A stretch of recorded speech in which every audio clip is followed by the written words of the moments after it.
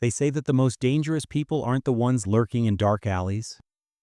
Sometimes they're the ones doing their homework at the kitchen table, wearing a Boy Scout uniform and an honor roll pin. In 2008, in the quiet Maryland suburb of Cockeysville, the Browning family looked like the picture of success. From the outside, it was the kind of family you'd see on a law firm Christmas card or a church bulletin. Neat, smiling, respectable. But behind the front door of 10905 Powers Avenue, something was simmering that nobody could see.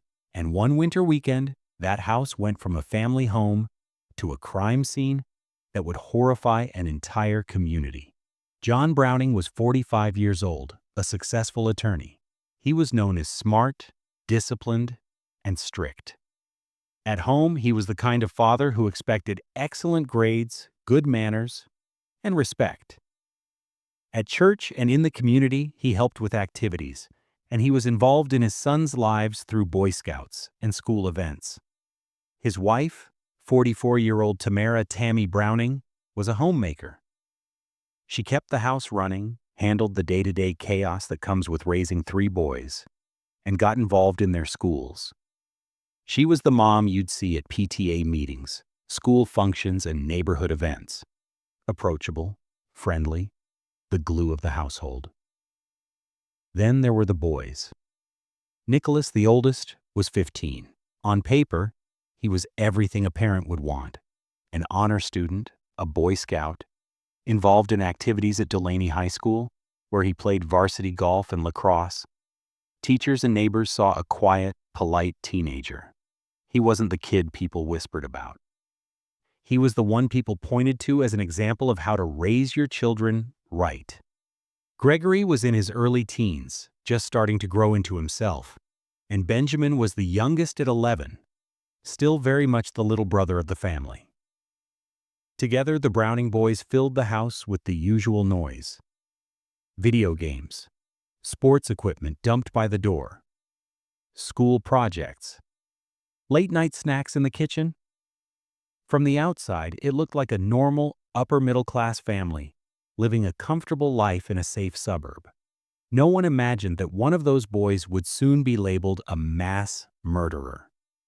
By early 2008, Nicholas's life looked busy and promising. He had good grades, he had friends, he had activities. He had a family that, at least to everyone else, appeared to support him. But inside Nicholas, resentment was building. Later, he would claim that his father was abusive, that John was overly strict, controlling, and harsh. He said the pressure at home was unbearable. Prosecutors, on the other hand, would say something very different. That Nicholas didn't want rules, didn't want curfews, didn't want anyone telling him what to do.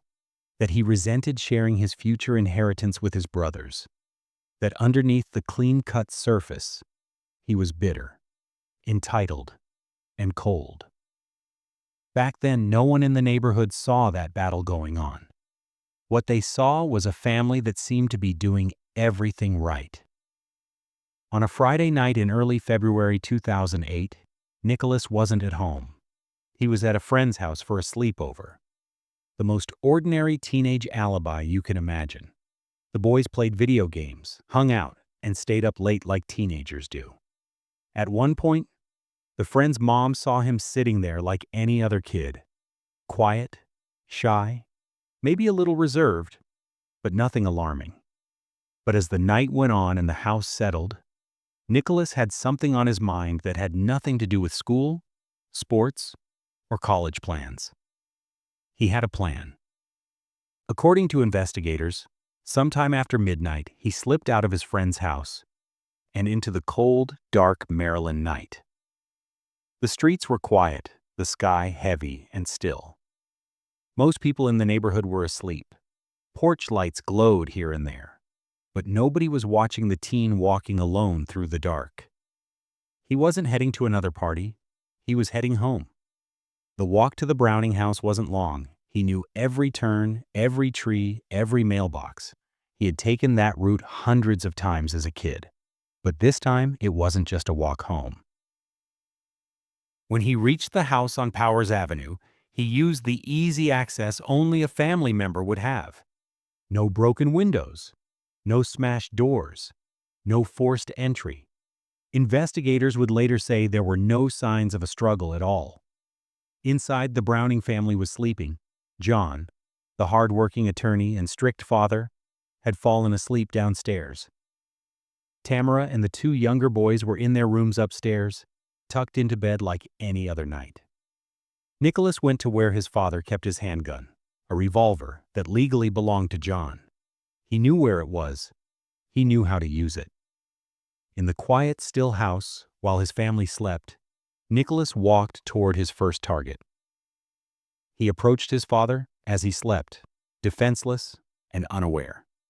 At close range, he raised the gun and pulled the trigger, shooting John in the head as he lay there. It was an execution-style killing, fast, calculated, and cold. Then he went upstairs. He walked into his mother's room next. Tamara was sleeping. She never even had a chance to wake up. Another shot. Another life ended in an instant. Then he went to his brother's rooms. One by one, he shot his younger brothers in their beds. No shouting, no warnings, no visible struggle. Autopsies would later show that they, too, were shot in the head as they slept, with no defensive wounds. They never even got the chance to be afraid. Within minutes, the Browning family went from 4 living people and 1 absent teen to 4 bodies in their own home. And the killer was their son and brother. Afterward, Nicholas didn't call 911. He didn't try to revive anyone. He didn't sit in shock. He walked out. He left the quiet crime scene behind, carrying his father's gun. He didn't throw it into the nearest trash can. He didn't leave it on the floor. He walked away from the house and tossed the gun into some nearby bushes or wooded area, getting rid of the weapon that tied him directly to the murders. Then he did something that disturbs people almost as much as the killings themselves. He went back to his friend's house and acted like nothing had happened. For the rest of the day, Nicholas hung out with his friends. They played video games. They joked around. According to later accounts, he even talked about maybe throwing a party that night. The casual, almost cheerful way he behaved after murdering his entire family would later become one of the most chilling parts of this case. Imagine that for a second.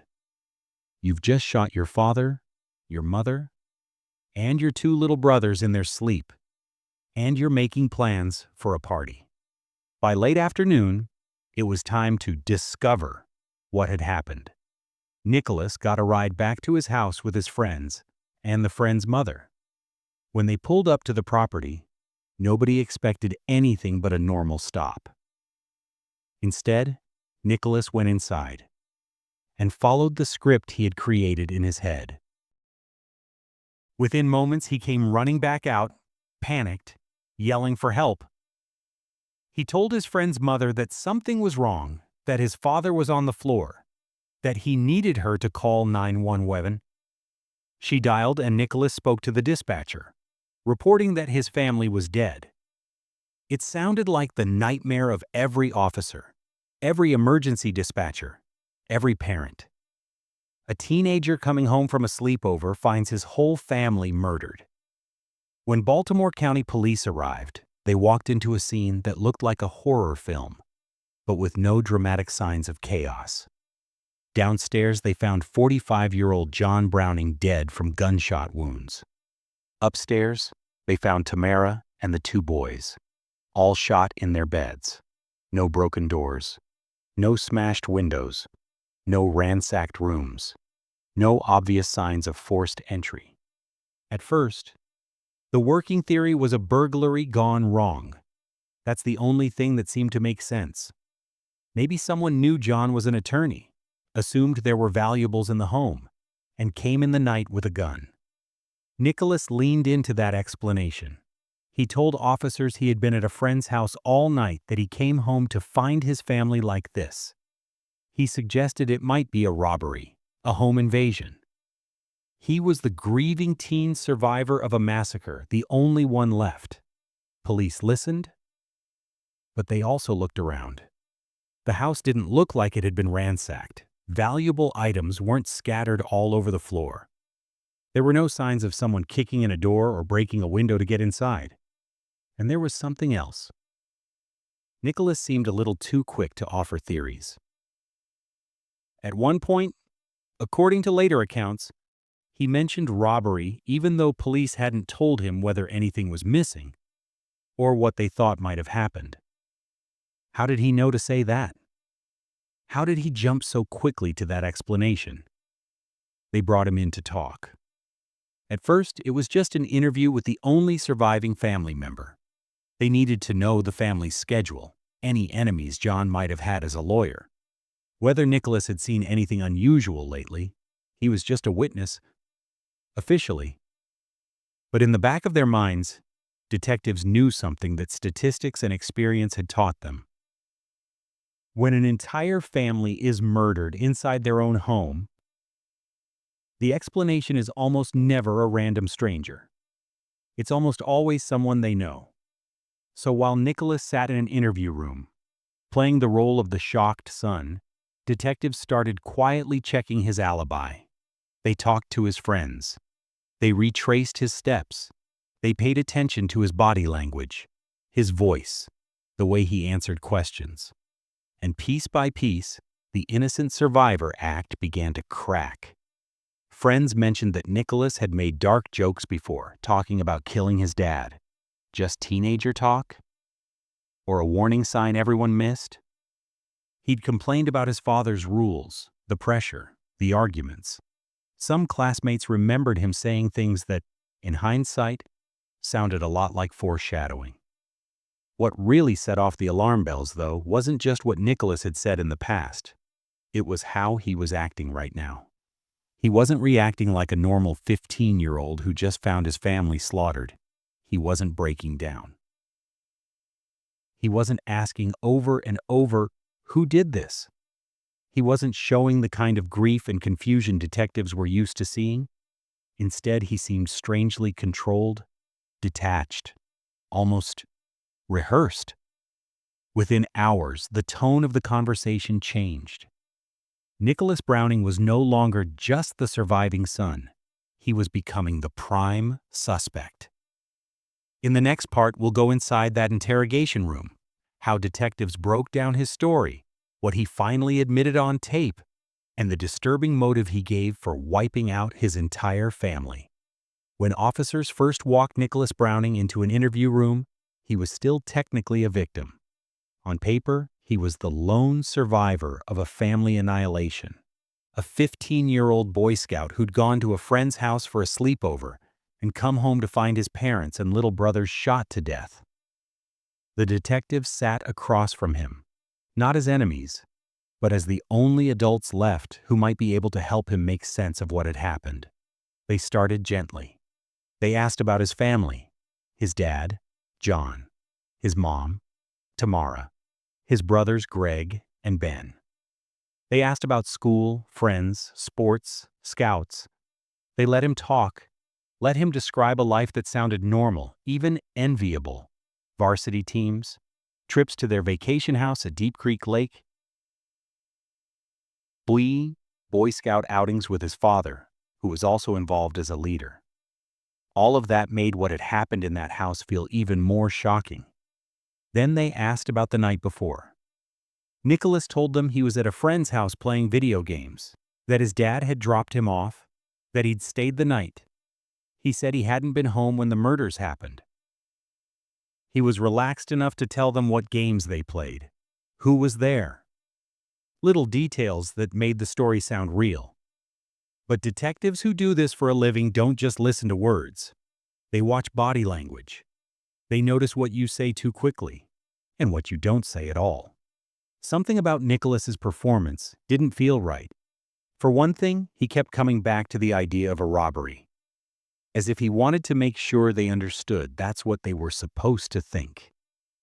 He suggested a break-in, even though he hadn't actually seen any sign of forced entry when he ran in the house. He talked about burglars before the police had even finished processing the scene. How do you know it's a robbery if you're just a shocked kid who saw your dad on the floor. That early attempt to script the narrative stuck in the detectives' heads. They let him talk, took a break, and then came back with a different tone. By now, patrol officers had secured the scene, and the first reports were coming in. No broken doors, no shattered windows, nothing ransacked. The house looked clean and orderly, aside from the 4 bodies. If this was a robbery, it was the neatest, most polite robber in history. They started to push Nicholas harder. Who knew where the gun was kept? Who knew the family's routines? Who knew when his dad would be asleep on the couch instead of in his bedroom? Every answer pointed back at the same person, Nicholas. As the hours went on, the interview shifted into an interrogation. They asked him about his relationship with his father. At first, Nicholas gave bland, neutral answers. Then, under pressure, more came out. He said his dad was strict, a disciplinarian. He complained about being yelled at, grounded, told what to do. He talked about feeling controlled, suffocated. He hinted at physical and verbal abuse, painting John as an alcoholic who was harsh and mean at home. Detectives had heard versions of this before. Was there some truth to it? Maybe. Families are complicated. Strict parents can feel like monsters to teenagers. But the officers were also aware of something else. When kids are cornered in a serious crime, sometimes the first story they reach for is, "I had to do it. I was abused." So they listened, they took notes, and they kept going. They asked about his brothers. Why kill them? Whatever was going on between Nicholas and his father, Greg and Ben were younger kids. They weren't the ones setting curfews or taking away car keys. Yet they'd been shot in their beds just like the adults. Even if his abuse claims were true, how did that explain putting a gun to the heads of 2 sleeping boys? The questions kept circling. Where were you really between midnight and the next afternoon? Why did you mention robbery so fast? How did you know no one in the house had moved, struggled, or called for help? Slowly, Nicholas's confident facade started to crack. According to later reports, it took about 6 hours. 6 hours of back and forth. 6 hours of denials, half answers. I don't knows. 6 hours of seeing the detectives gently but relentlessly pull apart his story. At some point, they confronted him with what they were seeing. His behavior didn't match that of a traumatized son. The crime scene didn't back up his robbery story. His alibi had holes. They told him, bluntly, "We don't believe you. Bodies don't move. Guns don't walk themselves into people's hands. And parents don't get shot in their sleep by invisible burglars who leave everything else tidy." It was in that context, tired, cornered, and running out of lies, that Nicholas finally broke. The confession that came out was chilling. He told them that in the early hours of February 2nd, after everyone in his house was asleep, he left his friend's place and walked home. No car, no accomplice. Just a 15-year-old kid moving through cold suburban streets with something heavy on his mind. He said he went into the house without waking anyone. He knew where his dad's handgun was stored. He'd seen it, maybe been shown it. He got it, loaded it, and walked over to his father, who had fallen asleep on the couch downstairs.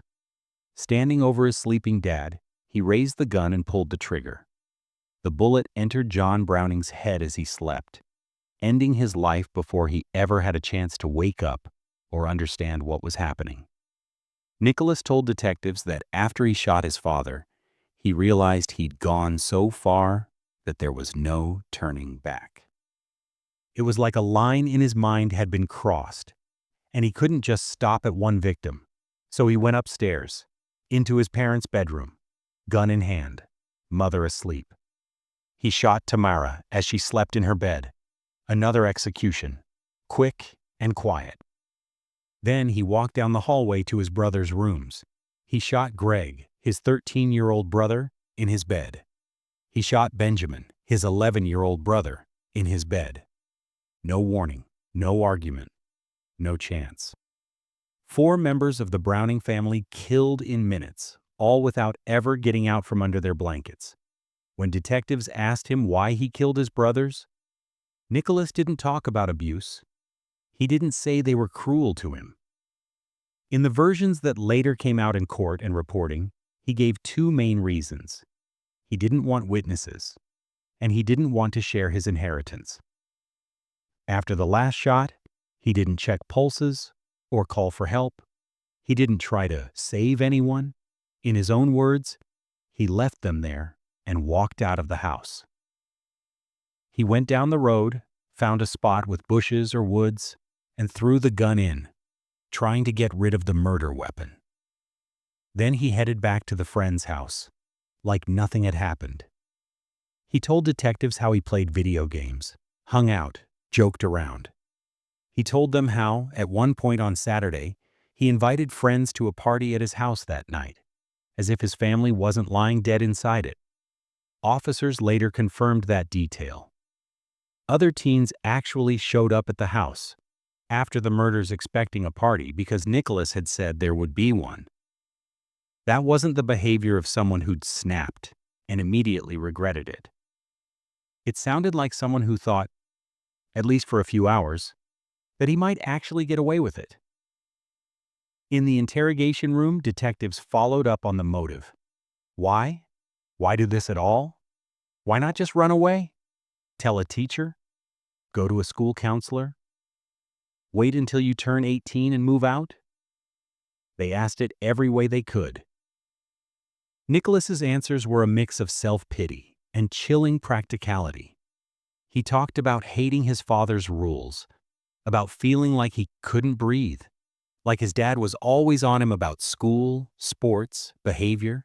He said his dad drank, that he yelled, that he hit. In later court filings, his defense team would describe years of alleged abuse and say that in his immature, juvenile mind, he saw no other way out.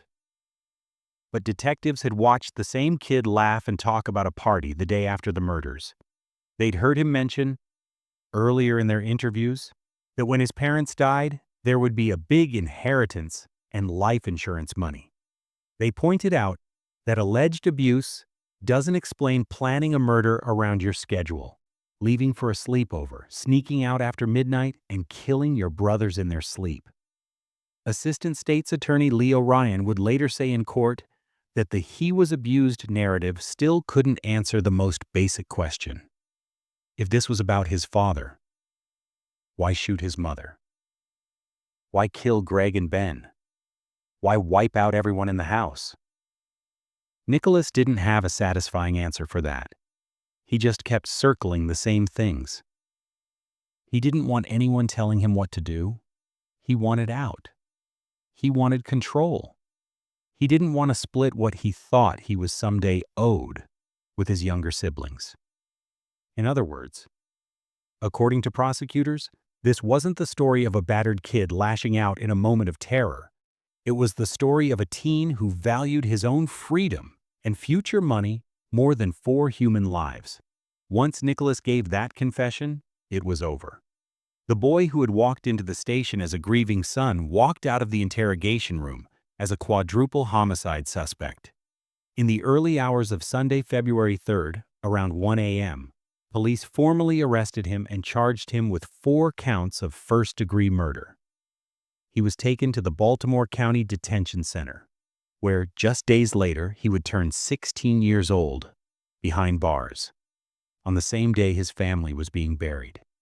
His first court appearance drew intense media attention. There he was, the clean-cut honor student, now in a detention jumpsuit, shackled, standing in front of a judge while reporters scribbled notes.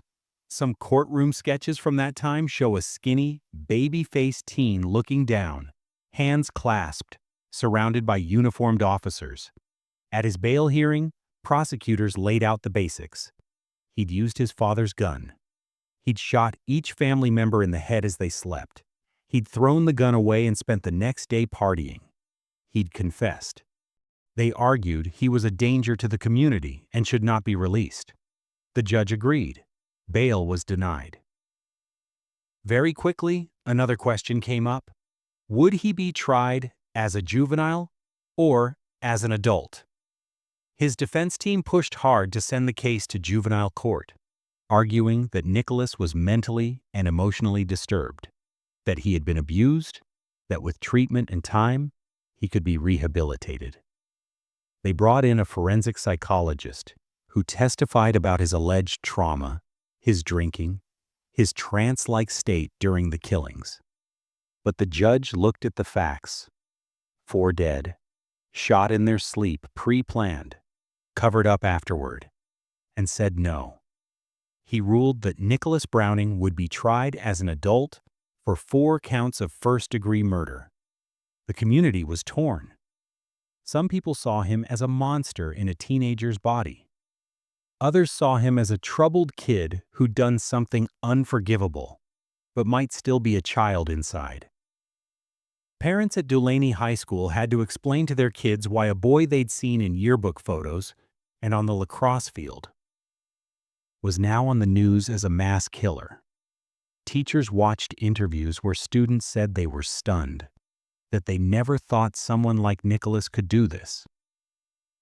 And then remembered hearing those offhand jokes he'd made about killing his dad. In Cockeysville, neighbors drove past the Browning house and saw crime scene tape, then flowers, then eventually just silence. The tidy lawn was the same. The big suburban home was the same. But everyone now knew what had happened inside. And at the center of it all was a 15-year-old sitting in a cell, facing the possibility of spending the rest of his life in prison. In the next part, we'll follow the case into the courtroom.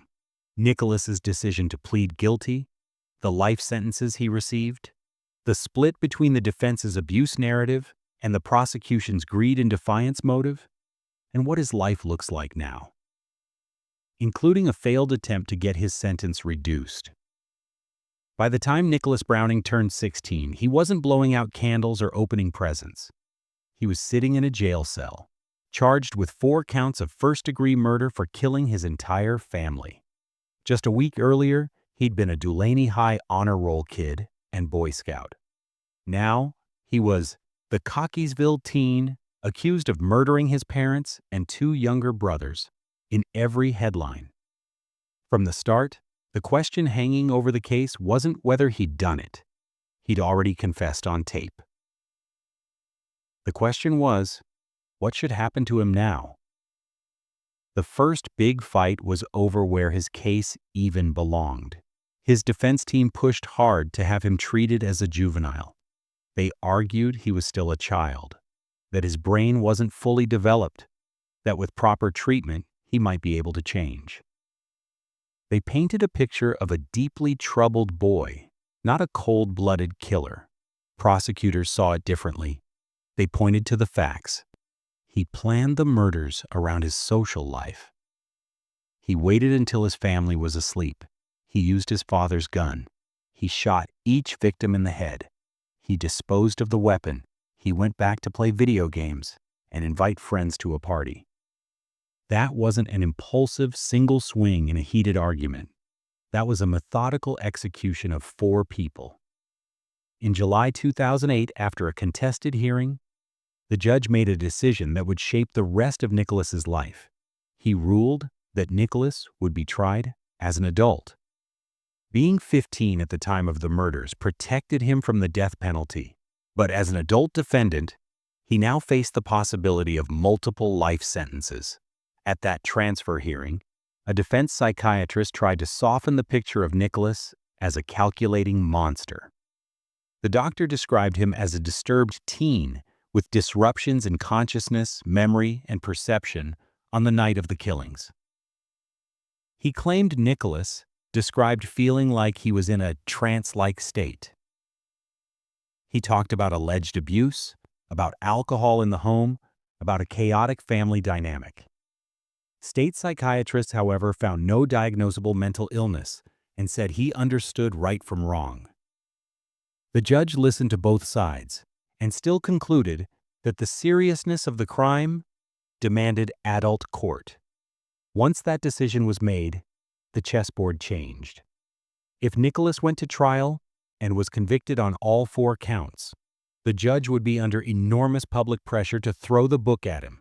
4 life sentences, likely stacked so he'd never see another day outside prison walls. The prosecution's evidence was strong.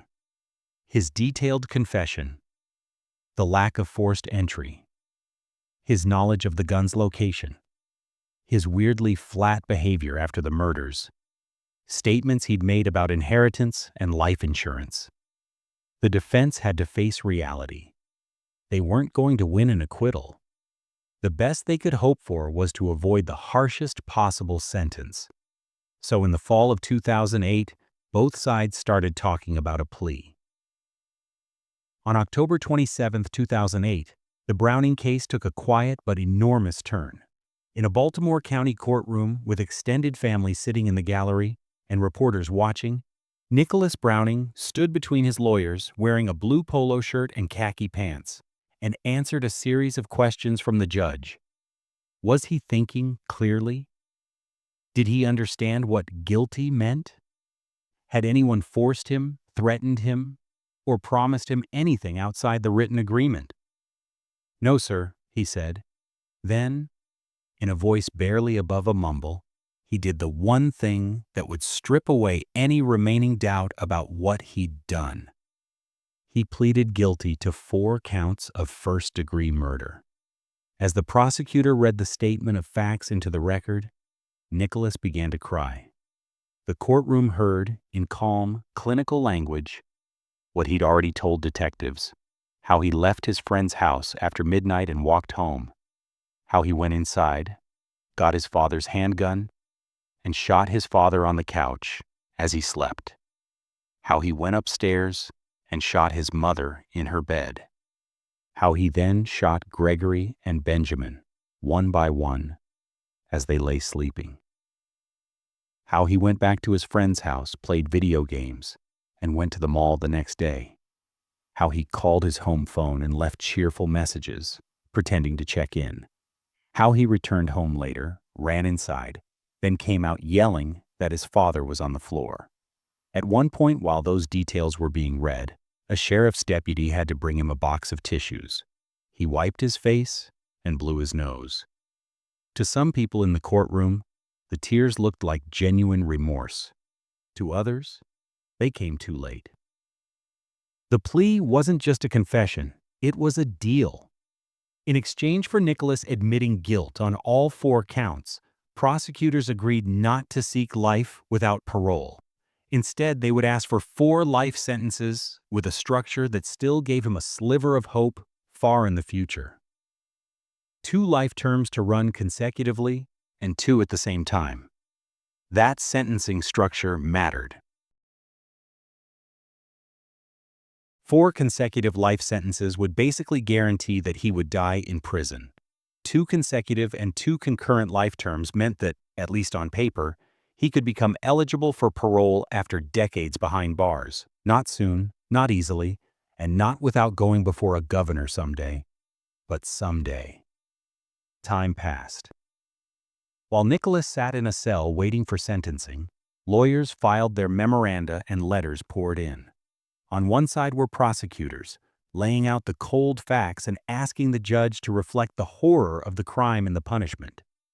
On the other side were some surviving relatives of both the Browning and Tamara's families, asking for mercy. That part surprises a lot of people. Not everyone on the family tree wanted Nicholas locked away forever. His paternal grandmother, his maternal grandfather, and other relatives wrote letters and met with the state's attorney, asking him not to ask for life without any possibility of parole. They didn't excuse what he'd done, but they argued that he was a child when it happened, that he'd grown up in a troubled home, that his life shouldn't be thrown away entirely. The prosecutor had to balance those pleas with the reality of 4 dead victims. He ultimately stuck with the deal. Not life without parole, but 4 life sentences, 2 of them consecutive, a punishment that respected the gravity of what Nicholas had done, while technically leaving a path to parole in the distant future. On January 23, 2009, sentencing day finally came. The courtroom in Towson filled with reporters, relatives, and people from the community who had followed the case since the news first broke nearly a year earlier. On one side sat family members, on the other sat the boy who had wiped out their son, daughter, and 2 grandsons. Nicholas, now 16, stood before Baltimore County Circuit Judge Thomas Bollinger. Prosecutors described the crime again, this time in the context of why they believed 4 life sentences were appropriate. They focused not just on what happened in the house, but on how Nicholas acted afterward. They played portions of his earlier interview where, back when he was still pretending to be innocent, he talked about a big inheritance and life insurance money that would come his way when his parents died. He'd smiled while saying it. He sounded matter-of-fact. To the state, that clip was crucial. It undercut the idea that this was a pure trauma reaction to abuse. It suggested that money and freedom had been on his mind, that his father's rules, his parents' control, and the existence of 2 younger brothers who would share the estate were all pieces in his decision. Defense attorneys took a very different approach. In a lengthy memorandum and in their arguments, they said the killings were the result of years of abuse from an alcoholic father. They described John Browning as a man who drank heavily, hit his son, and verbally tore him down. They claimed Nicholas had been battered and beaten, to the point where his immature juvenile mind could conceive of no other alternative to relieve the pain than to eliminate it. They asked the judge to let all 4 life sentences run at the same time, concurrent, instead of stacking any of them. That way, Nicholas would at least have a realistic chance of being released as an older man and rebuilding some kind of life, possibly reconnecting with what was left of his extended family. When the lawyers were done, it was Nicholas's turn. He had written a statement apologizing to his family and acknowledging what he'd done. But when he tried to read it, emotion hit him like a wall. His voice caught. He couldn't get through it. One of his lawyers had to read it aloud for him. In it, Nicholas thanked the relatives who had shown him unconditional love. He admitted that at the time of the murders, he was thinking only of himself. He said he was sorry.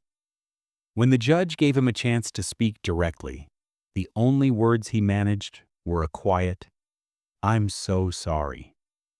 For the family sitting there, it was a moment they'd waited for and dreaded at the same time. On one hand, they were listening to their grandson, nephew, cousin, a kid they'd known since he was small, apologizing for the worst thing they could imagine. On the other hand, nothing he said could bring back John, Tamara, Greg, or Ben. Judge Bollinger then delivered his decision. He sentenced Nicholas Browning to 4 life sentences for the 4 lives he had taken. 2 of those life sentences would run concurrently. 2 would run consecutively. Under Maryland law at the time, that meant that, with good behavior and after serving a minimum number of years, Nicholas could theoretically be considered for parole sometime around his late 30s or early 40s, roughly 23 years after his arrest. It was a kind of middle ground, harsher than what the defense had begged for. Less absolute than 4 life terms with no chance of parole. The judge also recommended that Nicholas be sent to Poughkeepsie's Institution, a specialized facility with programs for youthful offenders and people with complex psychological backgrounds. The idea was that even while serving his time, he might get more intensive treatment and evaluation than he would in a standard maximum security adult prison. For the public, the sentence landed like this. A kid who had executed his whole family at 15 was now, at 16, a lifer. The Browning house eventually went quiet. The crime scene tape came down. The flowers and stuffed animals left on the lawn were removed. The nice suburban home that had held so much hope and horror became just another piece of real estate with an awful story behind it. At Delaney High, students moved on. There were new freshmen, new class photos, new seasons of golf and lacrosse. Teachers who had once seen Nicholas in their classrooms now used his case in quiet staff room conversations about warning signs and what kids are really capable of. Some of Nicholas's extended family members tried to do the hardest thing of all: visit him, write to him, maintain some connection to the boy who had destroyed so much. Others simply couldn't. The grief and anger were too deep. Nicholas, meanwhile, began the long routine of prison life: intake, classifications, transfers. Waking up every day behind bars and metal doors, surrounded by men far older and far more experienced with the criminal justice system than he was. He wasn't even old enough to vote, but he was serving 4 life sentences. The story could have ended there. A horrific crime. A guilty plea, a long sentence, the end. But as the years passed, Nicholas started to do something that would reopen old wounds and raise new questions. He tried to change his sentence. No program, no classroom, no therapy group could erase what he'd done or the danger he had shown himself capable of. Before the judge ruled, Nicholas spoke. Standing there at 21, he told the court that words can't adequately describe what I did. He said he lived with the guilt every day. He said that if he could give his own life to undo it, he would. To some, it sounded like genuine remorse. To others, it sounded like something he'd had 6 years to rehearse. The judge listened to all of it: the psychologist reports, the progress notes, the arguments from both sides, Nicholas's own brief statement. Then he denied the request. No modification, no special program, no softened structure. The life sentences would stand as originally imposed. For Nicholas, it was a brutal reality check. Up until then, there'd been a tiny sense that maybe, if he worked hard enough, if he behaved, if he impressed the right evaluators, he could nudge his way into a more hopeful category. The 2014 denial shut that door, at least for the time being. The judge called it, essentially, his last shot at a lighter sentence. He went back to Western Correctional, back to the same routines, the same concrete, the same narrow slice of sky through the windows in the yard. Outside, the world kept moving. The Browning house passed through other hands and other lives. New families moved into the neighborhood. Kids in Cockeysville grew up hearing about the case as a kind of local ghost story. The nice house on Powers Avenue where a boy killed his whole family. At Delaney High, entire classes graduated who weren't even alive when the murders happened. Teachers who'd taught Nicholas retired. New staff came in who only knew his name from old news articles, and yet Nicholas's case stayed quietly relevant in a different arena: the debate over juvenile sentencing. Around the country, courts and legislatures were rethinking what it means to lock up teenagers for life. The U.S. Supreme Court issued decisions saying mandatory life without parole for juveniles was unconstitutional in many situations. States started to change their laws. In 2021, Maryland passed a law banning life without parole sentences for juvenile offenders and creating a process for people who were under 18 at the time of their crime to seek reconsideration after they'd served at least 20 years. At first glance, that sounds like it has Nicholas's name written all over it. He was 15 when he killed his family. He got multiple life sentences. He will have served more than 20 years by the early 2030s. But there are 2 important details. He technically was not sentenced to life without parole. His structure always left a theoretical path to parole after decades. And even with new laws, reconsideration is not guaranteed. It's just a chance to ask. As of now, he remains incarcerated, serving his life terms. Public records list him as being eligible to seek parole sometime around 2031 if he maintains good behavior. That doesn't mean he'll get it. It just means the door cracks open far down the road for someone to even listen. So where does that leave us? You have a boy who, at 15, executed his father, his mother, and his two younger brothers in their sleep. You have a young man who, at 16, said, "I'm so sorry" in court and accepted 4 life sentences. You have a 21-year-old who stood before a judge again and said he'd give his life to undo what he did, while a prosecutor replayed the cold line about shooting everyone in the head because it was quicker. You have extended family who lost 4 people and still, in some cases, chose to visit, write, and advocate for the one person responsible. You have strangers like Michael Gaffney writing him letters and sitting across from him in the visiting room, convinced that there's more to the story. That Nicholas was created by a broken home, not just by his own choices. And you have a community that will probably never fully agree on what justice looks like here. Is a 15-year-old who does something this calculated always, forever, the same person? Should he die in prison for what he did? Or should there be a point decades later where we at least ask whether he has changed? Does the lack of hard evidence backing up his abuse claims mean we dismiss them entirely? Or does the very extremity of what he did suggest something dark we may never fully see? There aren't easy answers. What we do know is this: 4 graves exist because of the decisions Nicholas Browning made in the early morning hours of February 2nd, 2008. His father, John; his mother, Tamara; his brothers, Greg and Ben. Their story ends there. His story continues inside a prison, in letters, in legal motions, in quiet debates about kids who commit adult crimes. When you strip away the legal jargon and the headlines, this case forces you to stare at one very uncomfortable truth. Sometimes the monster in the story isn't a shadowy stranger. It's the boy in the family photo, smiling beside the people he's already dreaming about killing. So what do you think? Should someone who wiped out their entire family at 15 ever get a chance to stand in front of a parole board? Does what happened inside that house say more about one broken kid, or about a broken system that never saw what was coming? Let me know your thoughts in the comments. If you want more long-form, deep-dive true crime stories told like this, don't forget to like the video, subscribe, and hit the notification bell so you don't miss the next case. Take care of yourself, look a little closer at the people you think you know, and remember, evil doesn't always look like a stranger in the dark.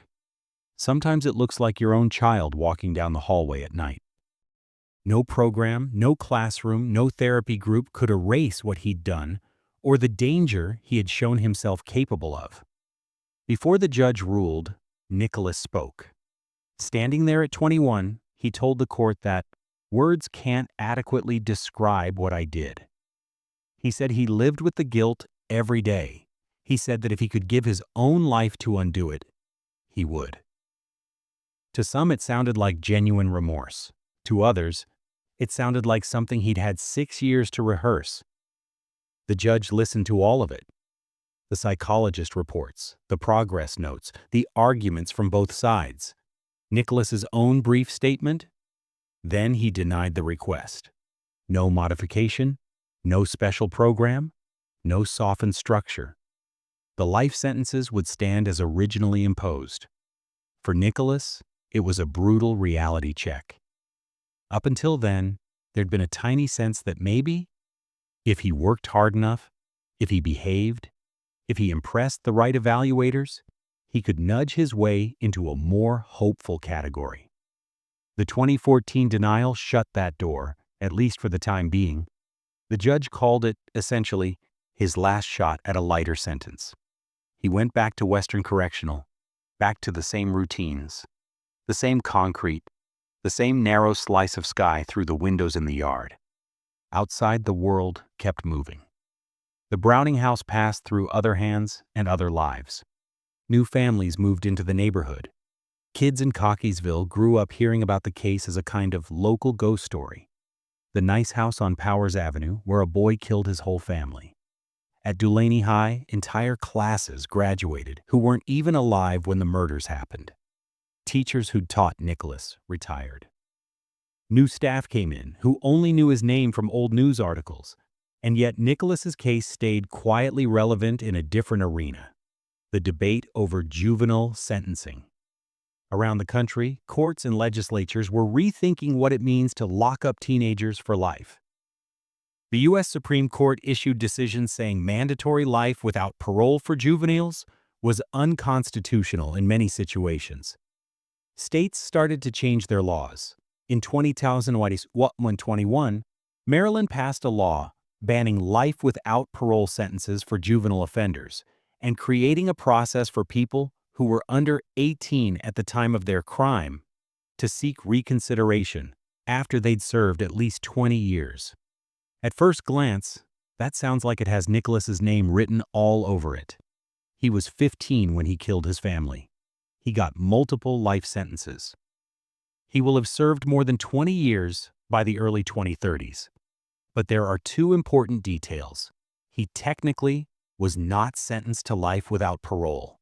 His structure always left a theoretical path to parole after decades. And even with new laws, reconsideration is not guaranteed. It's just a chance to ask. As of now, he remains incarcerated, serving his life terms. Public records list him as being eligible to seek parole sometime around 2031 if he maintains good behavior. That doesn't mean he'll get it. It just means the door cracks open far down the road for someone to even listen.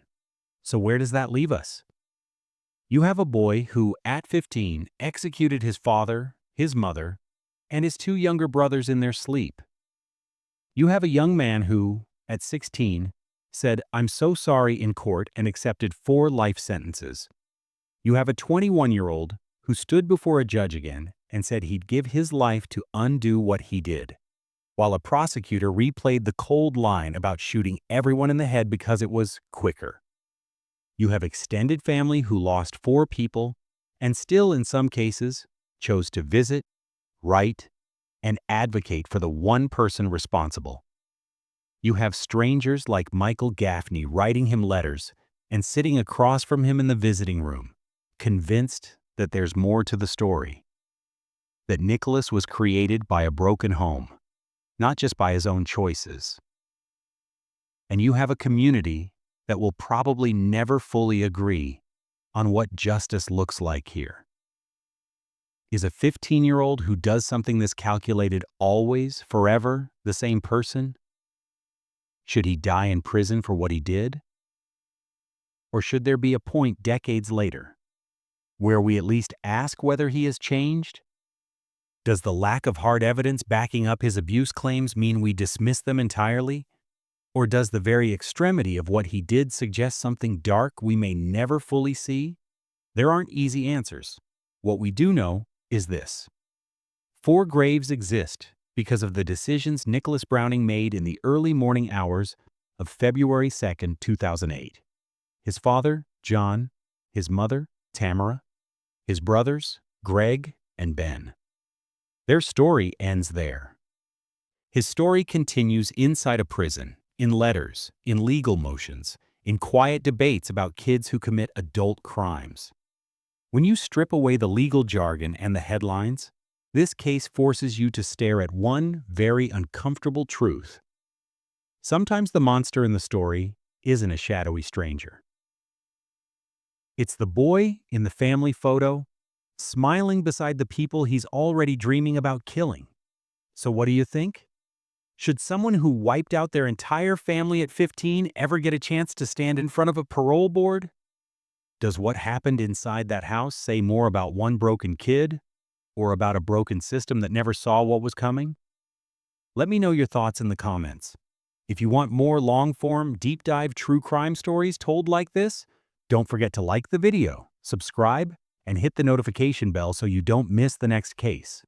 Take care of yourself, look a little closer at the people you think you know, and remember, evil doesn't always look like a stranger in the dark.